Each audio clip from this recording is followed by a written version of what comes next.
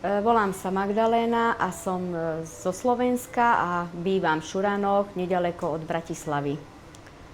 Pracujem v jednej továrni pri páse, kde vyrábame komponenty pre väčšiu firmu, čiže sme dodávateľská firma.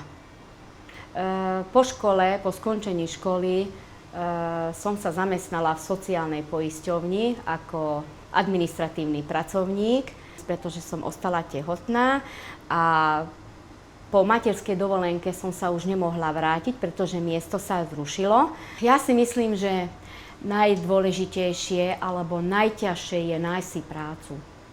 A hlavne ide o ženy, ktoré sa vracajú z materských dovoleniek. Jednoducho nemajú možnosť si nájsť tú prácu, pretože sú diskriminovaní, pretože majú deti. U nás na Slovensku platy sú veľmi nízke, v továrni obzvlášť, a preto ľudia sú nútení pracovať aj za takú malú mzdu, pretože práca nie je.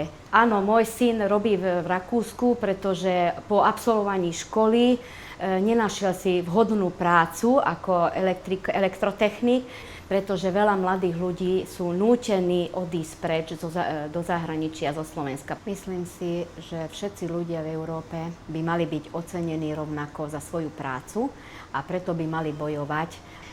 Áno, ja si myslím, že ľudia by sa mali zaujímať aj o tieto voľby, pretože sa im môže zlepšiť situácia a tým pádom mali by mať záujem a malo by ich to zaujímať, že čo sa deje v celej Európe. Lebo bez toho sa to nezlepší, keď sa nebudeme o to zaujímať a nebudeme preto niečo robiť.